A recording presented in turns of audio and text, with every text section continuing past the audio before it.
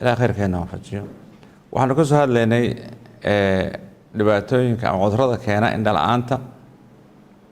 hore waxaan uga soo hadalay xanuunka la yidhaha kataraaga, galowkoomaha, carruurta yaryar muraadaha u baahan waqtigooda aan qaadan, iyo macaanka ama xanuunka sonkorta la yidhaaho.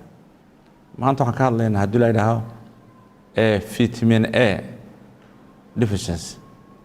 marka qofka vitamin A-ga uu ku yaraado saameyntu indhaha ku leeyahay. vitamin A-ga waxaa laga helaa dufanka, hilibka, oonta xoolaha, waxaa laga helaa khudradda cagaaran, dabacsaha, khudradda kala duwan inta waa laga helaa. vitamin A-gaasi markuu yaraado, vitamin A-ga wuxuu ka mid yahay componentiga ama vitaminada ugu muhiimsan ee aragga qofka maaragtay saameeya ama caafimaadka indhahaba qayb ka qaata. vitamin A-gu markuu yaraado, waxa ugu badan ee qofka uu dareemo wax ka mid a habeenkii inaan waxba arag. maalintii wuu wanaagsan yahay, laakiin habeenkii waxba ma arkayo ilaa iftiin badan uu helo mooye. waxaan xusuustaa 74kii 1974 waa 74kii ayaa ruushka wuxuu keenay saliid aad u xun oo dalkoo dhan ku faaftay. dadku berigaa dee kacaankaa jiro lama helayin waxa kacaanku keenay mooye wax kale lama helayn. saliiddii baa dadku aad u isticmaaleen. dadkii 90% waxa ku dhacay vitamin A deficiency. habeenkii waxba lama arkayo, guryaha la wada joogaa. dad number aad u badan waliba carruurta aad ugu dhacday beriga. marka vitamin A-gaas hadduu yaraado, qofka marka hore habeenkii araggiisa taga.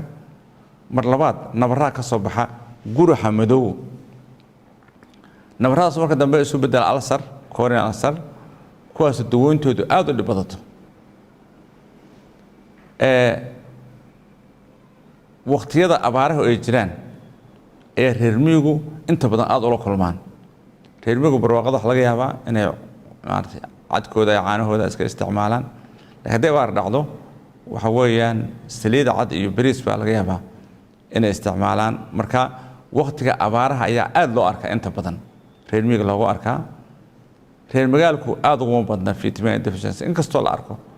oo waxaa jira dad badan oo aan dufankaba ka xanaaqo aan isticmaalin oo dhalinyaro ah. dadka qodhooda waxaad arkaysaa iyagoo calaamadihii vitamin A la'aantu ay indhahooda ku yaalaan ama nabarradii uu keenay vitamin la'aantu lagu arkayo. vitamin A-ga marka waxa wanaagsan haddii qofku carruurta yaryar waxa wanaagsan xanaanooyinka waxa yaala nooc aad u wanaagsanoo 200,000 oo unida oo xabadii ay qofku ku filaanaysa 3 bilood ilaa 6 bilood. marka dhakhaatiirta joogta iyo howlwadeenka caafimaadka jooga xanaanooyinka waxa fiican qof kastoo soo booqda xanaanada, ilmo kastoo yimaada in xabad la siiyo. xabaddaasi dhowr bilood bay ku filaanaysaa. waxa kale muhiima hooyooyinka aan uurka lahayn qudhooda in la siiyo way fiican tahay. hooyada haddii uur leedahay lama siin karo oo dhibaato badan buu gaarsiinayaa, laakiin hooyada aan uurka lahayn way qaadan kartaa.